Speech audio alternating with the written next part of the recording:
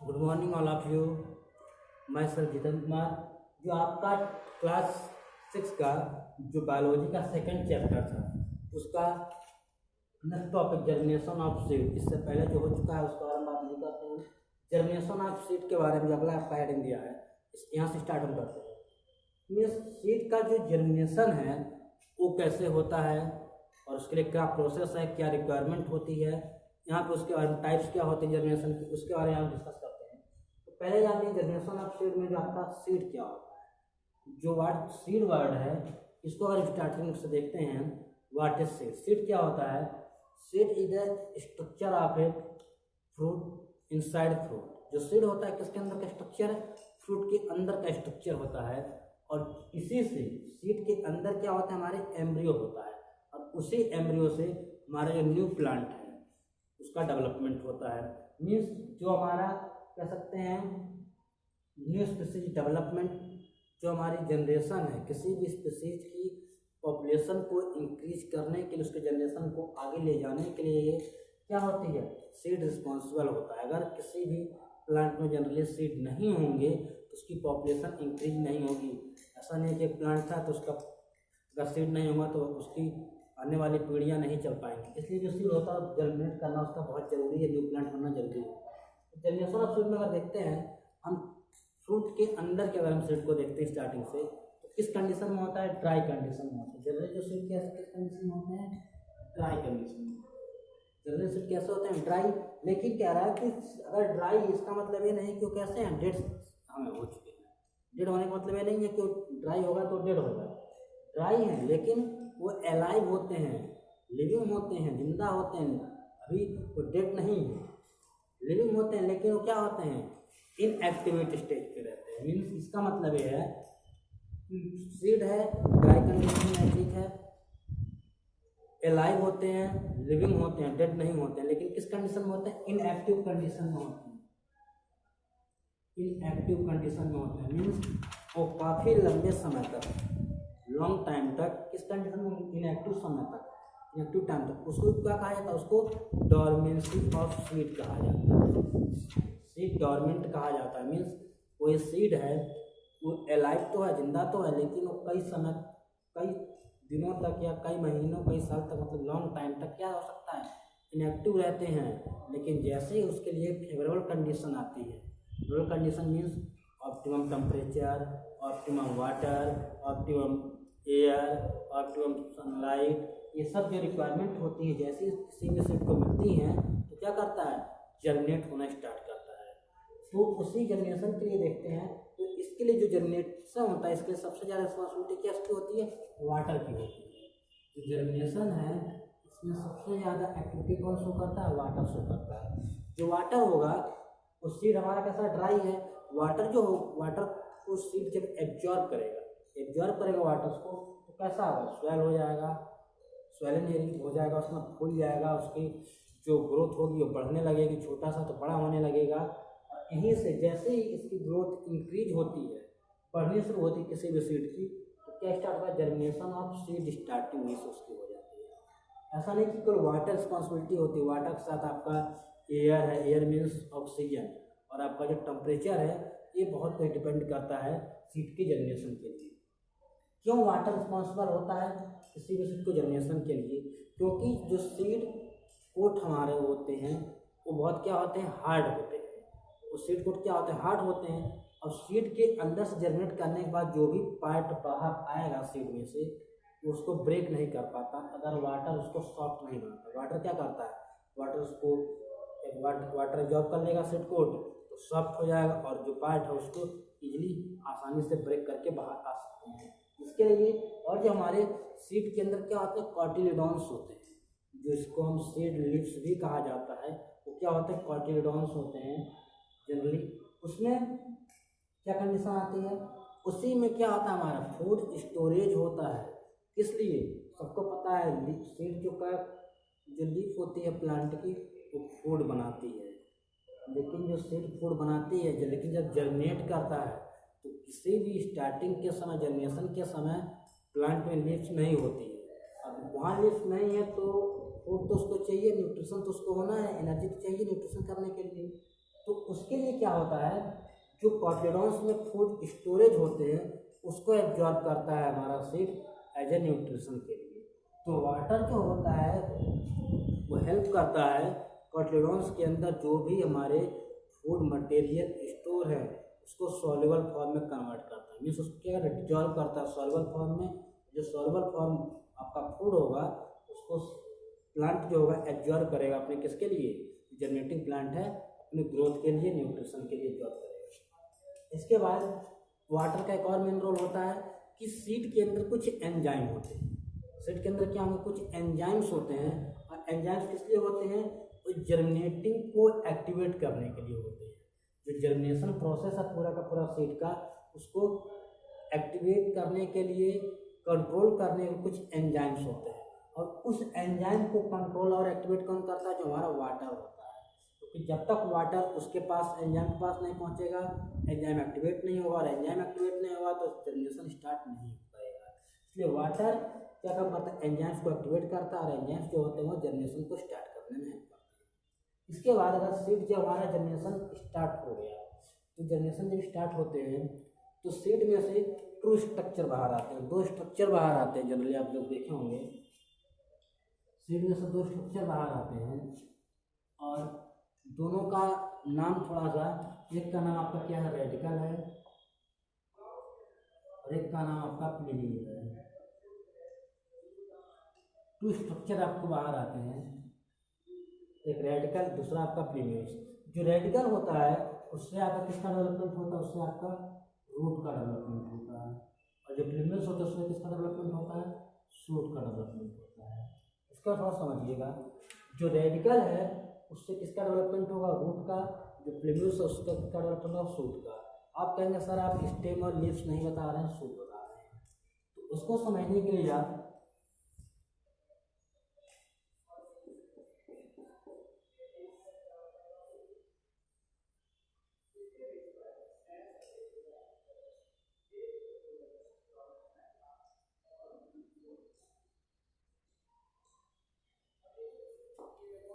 जो आपके सॉइल के नीचे का पोर्शन होता है, ये आपका सॉइल है, सॉइल के नीचे का जो पोर्शन होता है वो हमारा कहलाता है रूट। इसके लिए एक और वर्ड होता है सिस्टम, हमारा कहलाता है रूट सिस्टम। लेकिन सॉइल के ऊपर का जो पोर्शन होता है उसको हम कहते हैं शूट सिस्टम। तो हमारा जो रेडिकल है वो शूट सिस्टम में रूट को बनाने का काम करता है, रूट बनाने में। जो हमारा प्लीम्यूल्स होता है वो शूट को बनाने में उसका पार्टिसिपेंट होता है, एक्टिव रोल प्ले का। तो जनरली देखा जाता है कि सबसे पहले स्टार्टिंग में क्या आपका डेवलपमेंट बाहर आता है, जो हमारा रेडिकल होता है, रेडिकल स्टार्टिंग में बाहर आता है। जैसे सीड जब कोई जनरेट करता है तो सबसे पहले क्या बाहर आता है, रेडिकल। क्यों रेडिकल बाहर आएगा, अगर हमारा यहाँ पर रूट नहीं होगा, अगर रेडिकल बाहर नहीं पहले आएगा, पहले हमारा अगर सूट बाहर आ जाएगा, तो जो सूट है इसकी ग्रोथ के लिए या लीव्स निकल स्टार्टिंग में आ चुकी है, इसके फूड बनाने के लिए वाटर्स और मिनरल्स को सप्लाई कौन करेगा। इसलिए क्या होता है, हमारा रूट पहले निकलता है, शूट सिस्टम बाद में निकलता है।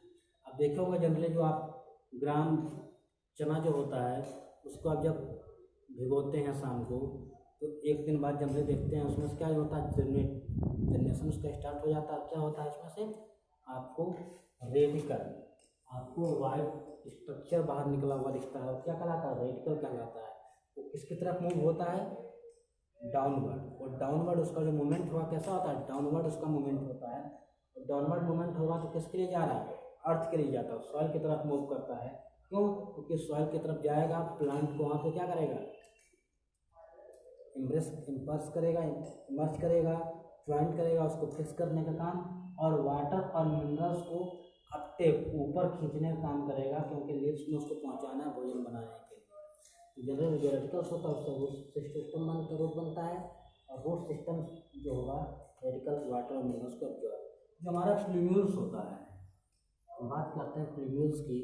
जो हमारे प्लीम्यूल्स होते हैं उसका काम क्या होता है, उसका काम होता है शूट सिस्टम बनाने में। लेकिन जो प्लीम्यूल्स होते हैं उसमें जनरली क्या होता है, जैसे सीड जर्मिनेट स्टार्ट करता है, सॉइल से जैसे ही बाहर आता है कोई भी सीड, तो उसमें आप जनरली देखे होंगे लीव्स नहीं होती स्टार्टिंग, लीव्स नहीं होती हैं। लीव्स नहीं होती तो होती क्या है, अगर लीव्स नहीं होगी तो होता क्या है, उसके लिए थोड़ा सा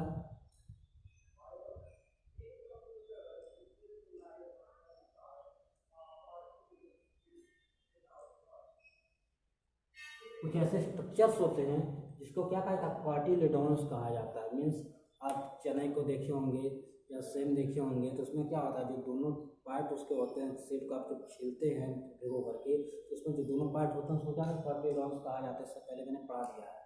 तो कॉटिलेडॉन्स होते हैं, इसमें क्या होते हैं, इसी में फूड स्टोर होता है। इसी कॉटिलेडॉन्स में आपके क्या होता है, फूड स्टोर होते हैं। और इसी कॉटिलेडॉन्स में फूड जब स्टोर होगा तो उसी फूड को एब्जॉर्ब प्लांट करता है अपने ग्रोथ के लिए, अपने ग्रोथ करने के लिए इसी फूड को एब्जॉर्ब करेगा, क्योंकि लीव्स अभी तक उसके पास नहीं है, 2-3 दिन तक जनरली लीव्स नहीं ग्रो करती है। इसके बाद इसी फूड को एब्जॉर्ब करेगा इसका अपनी ग्रोथ के लिए, और ग्रोथ करते करते क्या होगा, धीरे से बाद में इसमें से कुछ आपके लीव्स निकलने स्टार्ट हो जाते हैं, कुछ आपके लीव्स निकलने शुरू हो जाएंगे। जब लीव्स निकलने शुरू होंगे तो क्या होगा, इसका फूड सारा का सारा यूज हो चुका होगा, और जब फूड इसका यूज हो जाएगा तो क्या होगा, ये ड्राई हो जाएंगे कॉटिलेडॉन्स दोनों। ड्राई होने के बाद यहाँ से टूट करके नीचे गिर जाएंगे दोनों कॉटिलेडॉन्स जो आपका होंगे। फिर आपका यहाँ से लीफ होगा, लीफ के बाद से लीफ अपना फिर वही काम स्टार्ट कर देगा, वाटर और मिनरल्स रूट से एब्जॉर्ब करके, और आपका फूड प्रिपेयर में हेल्प करना शुरू कर देगा। ये तो बात थी जर्मिनेशन ऑफ सीड की। लेकिन अब जर्मिनेशन ऑफ सीड आप देखते हैं तो जनरली अलग अलग टाइप में, अलग अलग प्लांट में अलग अलग जर्मिनेशन होता है। तो आपको जो बुक में दिया गया है सीड जर्मिनेशन की, वो 2 टाइप का दिया गया है।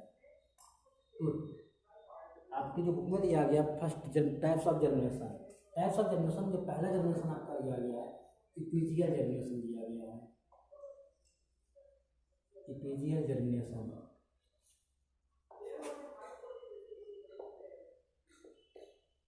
इसके बाद समझ लीजिए इपीजियल जर्मिनेशन होता क्या है।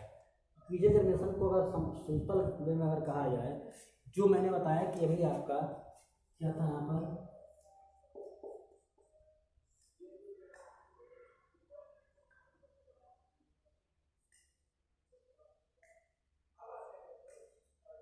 ये आपके कॉटिलेडॉन्स होते हैं। ये क्या होता है, कॉटिलेडॉन्स। जब कॉटिलेडॉन्स सॉइल, एक सॉइल की लेयर है, जब कॉटिलेडॉन्स सॉइल की लेयर से ऊपर आ जाते हैं उस कंडीशन को इपीजियल जर्मिनेशन कहा जाता है। केवल इतना ध्यान सुनिएगा, बाद में बताएंगे आगे कंडीशन पूरा प्रोसेस क्या है, लेकिन इसको तो समझिए, कितना समझिएगा। इपीजियल जर्मिनेशन में क्या होता है, जो आपके कॉटिलेडॉन्स होते हैं वो क्या होते हैं, सॉइल की जो लेयर है उससे ऊपर आ जाते हैं। इस जर्मिनेशन को इपीजियल जर्मिनेशन कहा जाता है। जितने भी आपके डाइकॉट प्लांट होते हैं, डाइकॉट प्लांट के एग्जाम्पल जैसे बीन है, ग्राम है, पी है, राजमा भी ले सकते हैं, मतलब बहुत तरह के प्लांट, जितने भी हमारे डाइकॉट प्लांट होते हैं उस समय जर्मिनेशन कैसा होता है, इपीजियल जर्मिनेशन होता है। मीन्स जो हमारे कॉटिलेडॉन्स होते हैं, इसको हम सीड लिप्स भी कहते हैं, वो हमारे सॉइल से क्या होते हैं, बाहर आ जाते हैं। कैसे बाहर आते हैं, जब जर्मिनेशन उसकी होती है तो ये जो रीजन होता है ये हमारा कहलाता है हाइपोक्रोटाइल कहलाता है।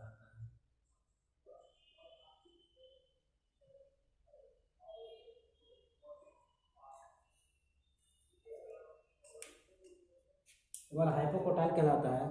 और जो हमारा हाइपोक्रोटाइल होता है बहुत तेजी से रैपिड उसमें सेल डिवीजन, बहुत तेजी से सेल डिवीजन होता है, और इतना तेज सेल डिवीजन होता है कि इसको जो एरिया है इतना तेजी से ग्रो करता है कि जो हमारे कॉटिलेडॉन्स होते हैं वो सॉइल से बाहर आ जाते हैं, आउट आ जाते हैं। इसके बाद आपके यहाँ क्या होगा, इसके बाद आपके यहाँ पर लीव्स लगी होती हैं जनरली, लेकिन इसमें इपीजियल में ही होता है, हमारे कॉटिलेडॉन्स होते हैं बाहर आ जाते हैं। डाइकॉट और मोनोकॉट आप पढ़ चुके हैं, तो मैंने बताया था कि जो डाइकॉट होते हैं उसमें इपीजियल जर्मिनेशन होता है। आपकी बुक में एक पूरा डायग्राम के साथ में एक्सप्लेन किया गया है कैसे कैसे उसका जर्मिनेशन स्टार्ट होता है। जो आपका जर्मिनेशन ऑफ बीन दिया गया है, जर्मिनेशन ऑफ बीन सीड दिया गया है। जो बीन सीड होता है मीन्स जो आपका सेम की बीज की बात कर रहा है, उसमें जर्मिनेशन जो होगा तो सबसे पहले आपका जो निकलेगा, रेडिकल्स बाहर आएगा, वो तो कन्फर्म रेडिकल्स बाहर आएगा। रेडिकल्स जो बाहर आएंगे उससे आपका रूट सिस्टम बनेगा। जैसे रूट सिस्टम बनता है तो आपके जो सीडलिंग्स होते हैं, मीन्स जो जनरेटिंग सीड होता है उसी को सीडलिंग्स कहा जाता है। जो सीडलिंग्स होंगे उसमें से आपके यहाँ पर जिसमें दिखाया गया है कि जो आपके सेट कोट को ब्रेक किया उसने, रेडिकल्स बाहर आए, उसके बाद कॉटिलिडॉन्स बाहर आए, कॉटिलिडॉन्स आपका दोनों बाहर आए सेट कोट को ब्रेक करने के बाद। उसमें से स्टार्टिंग में आपने लीव्स दिखाया है। उसके बाद जो आपके हाइपोकोटाइल्स का जो रीजन होता है ये बहुत तेज़ी से, जो मैंने यहाँ बताया था, बहुत तेज़ी से ग्रोथ करता है। इतनी तेज़ी से के साथ ग्रोथ करता है जो कॉटिलिडॉन्स होते हैं ऊपर की तरफ आ जाते हैं, और कॉटिलिडॉन्स और लीव्स के बीच का जो एरिया होता है उसको एपिकोटाइल कहा जाता है। क्योंकि ऊपर की तरफ की बात कर रहा है तो एपिकोटाइल, जैसे यहाँ ईपी वर्ड आ गया, मीन्स ऊपर की तरफ बात कर रहा है, सॉइल की लेयर से ऊपर एपिकोटाइल वर्ड आ गया। तो यहाँ पर आपके होते हैं, लेकिन मैंने कहा आपके कॉटिलिडॉन्स होते हैं, कुछ समय बाद क्या होते हैं, फॉल हो जाते हैं, क्योंकि इसका जो न्यूट्रिएंट होगा, फूड जो होगा सब एब्जॉर्ब हो चुका, खत्म हो जाएगा, तो क्या होंगे, ड्राई होकर के नीचे गिर जाते हैं। एक और टाइप का आपका दिया गया है हाइपोजियल जर्मिनेशन। सेकंड जो आपका है हाइपोजियल जर्मिनेशन। हाइपोजियल जर्मिनेशन में अगर जस्ट इसका उल्टा है, हाइपोजियल जर्मिनेशन में क्या है, जस्ट इसका उल्टा है। मीन्स यहाँ पे आपका सॉइल की लेयर है, ये आपका प्लांट का पार्ट है। अब कह रहा है कि यहाँ इसके जो कॉटिलिडॉन्स होते हैं, इसके जो कॉटिलिडॉन्स होते हैं वो कहाँ रहते हैं, इसी के अंदर रहते हैं। मतलब ये जो सॉइल की लेयर है इसी के नीचे ही रहेंगे, किसके, जो कॉटिलिडॉन्स होंगे इसी के जस्ट नीचे ही रहेंगे। मतलब इसका जो हाइपोकोटाइल होता है बहुत तेज से ग्रो नहीं करता, उसके कॉटिलिडॉन्स होते हैं नीचे रहते हैं, और ऊपर क्या होता है, इसका जो सूट होता है, मतलब लीव्स जो होती है केवल वही ग्रो करता है। और इसकी कंडीशन कैसी होती है, जितने भी हमारे क्या होते हैं, मोनोकॉट प्लांट होते हैं। मोनोकॉट मीन्स जिसमें एक कॉटिलिडॉन्स होते हैं। जैसे आप देखेंगे गेहूँ है या मक्का का इसमें एग्जाम्पल दिया गया है, तो गेहूँ का जब जल्दी आप देखते हैं सीड आप लगाते हैं खेत में, तो ऐसा नहीं होता कि सीड के जो कॉटिलिडॉन्स होते हैं सॉइल से ऊपर आ जाते हैं, या धान आप लगाते हो तो धान के जो कॉटिलिडॉन्स होते हैं ऊपर आ जाते हैं सॉइल से, ऐसा तो है नहीं। उसी प्रकार आपका जो मक्का दिया गया एग्जाम्पल में, मक्के का जर्मिनेशन आप मेज दिया गया, मक्के के बारे में जर्मिनेशन किया गया है, तो आपके जर्मिनेशन जब होगा मक्के का, तो वहाँ पर भी जो आपका मेज होता है उसका जो सीड होता है ऐसा मक्के का, ऐसा नहीं है कि सॉइल के ऊपर आ जाता है, कहाँ रहता है, नीचे ही रहता है। और उसके क्या होते हैं, उसके जो सूट सिस्टम के भी पार्ट होते हैं, लीव्स होंगे, स्टेम होंगे, वो सॉइल के ऊपर आ जाते हैं, लेकिन जो आपके कॉटिलिडॉन्स होते हैं वो अंदर ही रहते हैं। अंदर रहेगा तब भी क्या काम करेगा, जो काम हमारा इसमें चल रहा तो वही हमारा कॉटिलिडॉन्स यहाँ कॉटिलिडॉन्स सॉइल के अंदर होगा, वहीं पर उसके फूड स्टोर होंगे, उसी फूड को, स्टोरेज फूड को प्लांट एब्जॉर्ब करेगा अपनी ग्रोथ के लिए, तब तक जब तक उसके अंदर न्यू लीव्स डेवलपमेंट नहीं हो जाती इसको। इसीलिए कॉटिलिडॉन्स को क्या कहा जाता है, सीड लीव्स कहा जाता है, फर्स्ट लीव्स भी कहा जाता है, क्योंकि सबसे पहले वही लीव की तरह स्ट्रक्चर होती हैं, और जनरली किस कलर में होती हैं, जनरली ग्रीन कलर में होती हैं, जब उसमें से निकलता है स्टार्टिंग होती है। इसके बाद जो मेज होता है उसका जर्मिनेशन के बारे में थोड़ा सा बताया कि जो जर्मिनेशन होता है मेज में वो कैसे होता है। जैसे ही सीड को आप सॉइल करेगा, वाटर एब्जॉर्ब करेगा, टेम्परेचर भी ऑप्टिमम होना चाहिए, ना बहुत ज़्यादा कम ना बहुत ज़्यादा होना चाहिए। अब कुछ समय क्या करेगा, वाटर एब्जॉर्ब करने के बाद सीड क्या करेगा, स्वेल अप करना शुरू करेगा, फूलना शुरू करेगा, और जैसे जैसे फूलेगा तो उसमें से क्या होता है, रेडिकल जो होता है बाहर की तरफ निकलना शुरू करता है, रेडिकल बाहर आएगा। रेडिकल बाहर आता है लेकिन किस प्लांट से आता है, एक बार होता है कोलेराइजा, आप लोग इतना डिटेल में नहीं जानना है क्या होता है कोलेराइजा। मीन्स एक प्रोटेक्टिव लेयर होती है कोलेराइजा, वहाँ से उसको ब्रेक करने के बाद जो रेडिकल्स होता है वो बाहर आएगा तो किसकी तरफ, डाउनवर्ड सॉइल, वो भी रेडिकल है, रूट बनाएगा, वो भी किसकी तरफ, डाउनवर्ड सॉइल की तरफ वो मूव करना शुरू कर देता है। और जब सॉइल की तरफ वो मूव करना शुरू कर देता है तो क्या निकलता है, अब सॉइल में चला गया रूट हमारा, जो रेडिकल्स था। अब दूसरा क्या निकलेगा हमारा जो प्लूम्यूल्स होता है, जिससे हमारा शूट सिस्टम का बनेगा, जिससे हमारे लीव्स और स्टेम ब्रांच ये सब बनेंगी। तो हमारा जो प्लूम्यूल्स होता है वो भी हमारा बाहर आता है। और वो हमारा बाहर कैसे आता है? कोलियोप्टाइल। कोलियोप्टाइल एक वर्ड होता है, जिससे एक ऐसा पार्ट होता है सिल्क के अंदर, कोलियोप्टाइल, जिससे क्या होता है हमारा जो शूट होता है वो ऊपर अपवर्ड की तरफ मूव करना शुरू करता है। और इसमें जब अपवर्ड की तरफ मूव करना शुरू कर देगा, लेकिन क्या मूव करना जब शुरू करेगा तो ऊपर की तरफ चला जाएगा और हमारा रूट नीचे रह जाएगा, शूट ऊपर। इस कंडीशन जो होती है इसको हाइपोजियल जर्मिनेशन कहा जाता है। अब दिया गया है कि आपका अगला जो हेडिंग है condition necessary for germination. Condition necessary for germination, कौन कौन सी कंडीशन होती है जो जर्मिनेशन की रिस्पॉन्सिबल है या नेसेसरी कह सकते हैं। कंडीशन, तो पहली कंडीशन आपकी क्या होती है?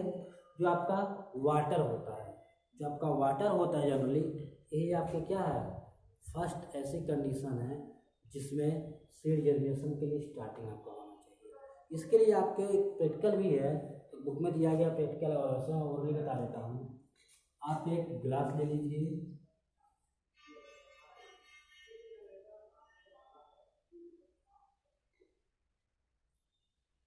उस ग्लास के अंदर आप क्या करिए, स्टिक ले लीजिए या एक स्टिक ले लीजिए आप,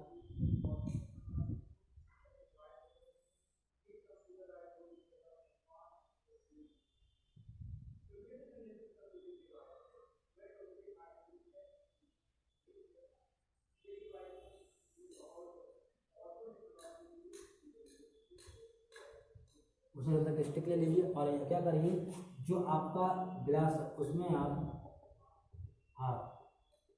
यहाँ तक आप क्या वाटर को फिल कर लीजिए। यहाँ तक आप क्या कर लीजिए, वाटर को फिल कर लीजिए। यहाँ तक आप वाटर को जैसे फिल करेंगे, वाटर आपका इतना हो गया, आपका वाटर हो गया, ये हमारा वाटर हो गया।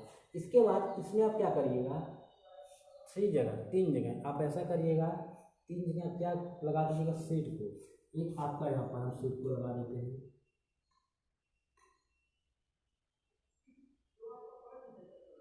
एक सीट हमारा यहाँ पर है, एक सीट हमारा यहाँ पर होगा,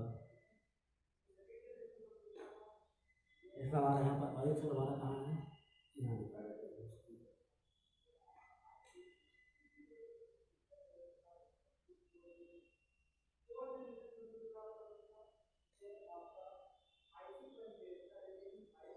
तीन सीट आपके स्टिक पे है, तो तीनों को क्या करिएगा, टाइटली उसको बांध दीजिए धागे से, धागे से आप उसको बांध दीजिएगा।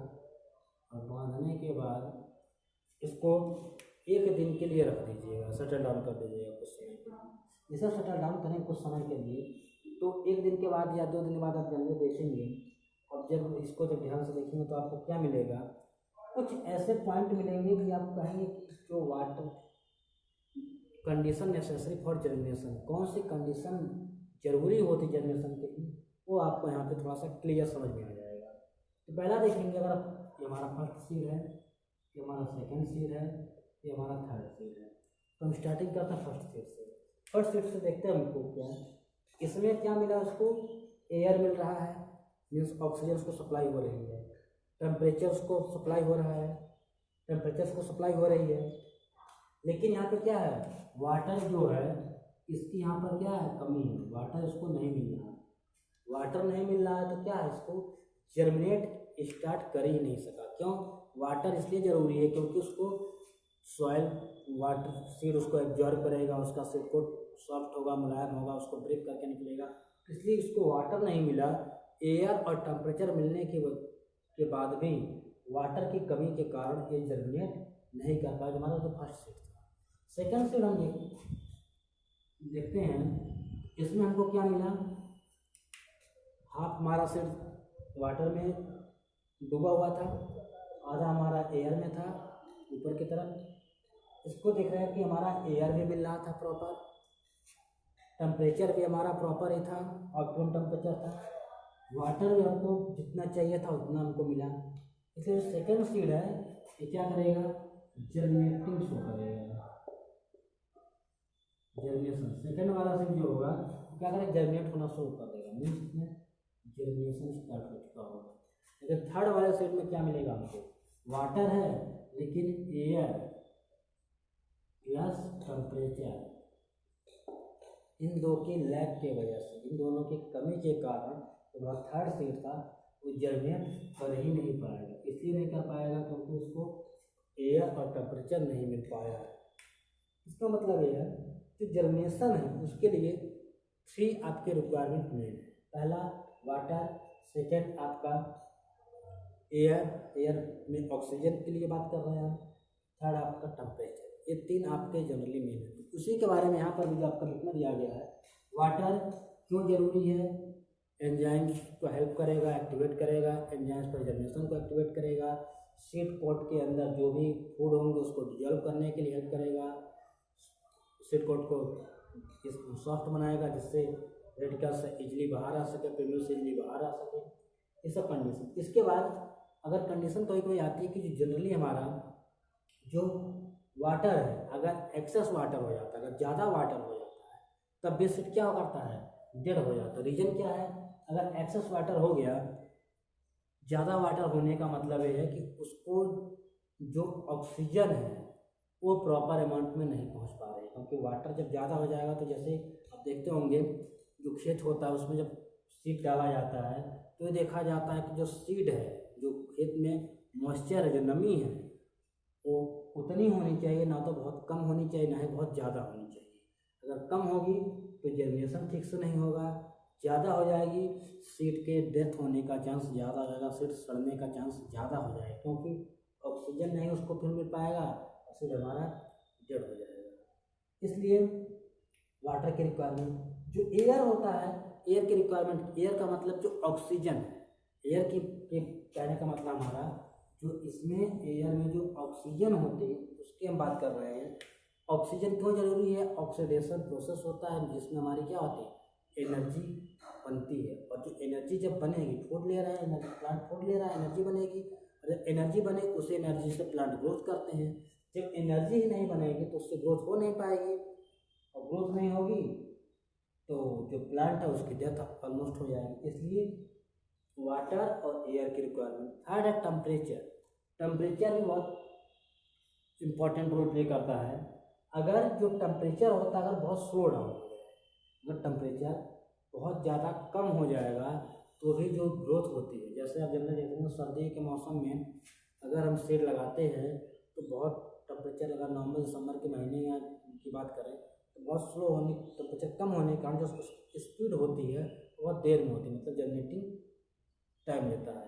अगर लेकिन अगर ज़्यादा हो जाएगा तब भी प्रॉब्लम क्रिएट होती है, उसकी ग्रोथ ठीक से नहीं हो पाएगी, जनरेट नहीं कर पाएगा। इसलिए जो ऑप्टिमम टेम्परेचर माना जाता है 0 to 50 कहा जाता है, इसके बीच में टेम्परेचर होना चाहिए। लेकिन ये नेसेसरी जो आप दिखा रहे हैं कि 0 to 50 डिग्री सेल्सियस, ये क्या है कि इसमें अगर और ऑप्टिमम कितना होता है 25 to 30 डिग्री सेल्सियस। तो ऑप्टिमम टेम्परेचर रहना कितना चाहिए, इतना होना चाहिए किसी प्लांट की ग्रोथ के लिए और उसकी जनरेटिंग के लिए। सबसे अच्छे टेम्परेचर इतना होता है 25 से 30 के बीच में। लेकिन अगर इससे कम रहेगा तो उसकी ग्रोथ जो होगी या जनरेशन जो होगा बहुत स्लो होगी, और इससे ऊपर हो जाएगा तब भी प्रॉब्लम क्रिएट होगी उसकी ग्रोथ में या जनरेशन में। इसलिए ऑप्टिमम टेम्परेचर होना जरूरी है। जैसे अगर हम ही लोग को देखा जाए, इंसान को ही लिया जाए, जब बहुत ज़्यादा सर्दी पड़ती है हमारी जो स्पीड होती है, इसकी वर्क करने की जो स्पीड होती है क्या होती है, स्लो हो जाती है, कम करते हैं काम, धीरे धीरे करेंगे। लेकिन अगर वह टेम्परेचर 25 से 30 के बीच में माना जाए, 20 या 25 के बीच में माना जाए हम लोग का, तो स्पीड जो काम करने की है बहुत नॉर्मल होती है, ना तो बहुत ज़्यादा फास्ट करते ना बहुत ज़्यादा स्लो करते हैं। लेकिन अगर टेम्परेचर 30 या 35 के बाद अगर क्रॉस करते हैं, टेम्परेचर जब ज़्यादा हो जाता है तो क्या होती है, स्पीड हमारी स्लो खुद हो जाती है, क्योंकि हम फिर दूसरे प्रॉब्लम में आने लगते हैं। गर्मी, हमारी बॉडी ऐसा फील करती है, गर्म महसूस करती है, इस वजह से काम करने की जो हमारी कैपेबिलिटी होती है स्लो डाउन हो जाती है। इस प्रकार से यहाँ प्लांट में भी होता है। ऑप्टिमम टेम्परेचर के लिए इतना है, अगर इससे कम होगा जनरली, ये सभी प्लांट के लिए इतना नहीं होता है, कोई कोई प्लांट ऐसे होते हैं कि जिसको ज़्यादा चिल चाहिए, ज़्यादा गर्मी सर्दी चाहिए, तो कुछ ऐसा होता है जो ज़्यादा टेम्परेचर में ग्रो करते हैं, लेकिन जनरली माना जाता है इतने टेम्परेचर में वो अपना जनरेशन बेटर तरीके से कर सकते हैं। चलिए, आपका यहाँ पे जो टॉपिक था शायद हमें लगता है कंप्लीट हुआ है चैप्टर। अब इसका अगला वीडियो हम बना के देंगे, इसके जो क्वेश्चन आंसर होंगे उसके बारे में।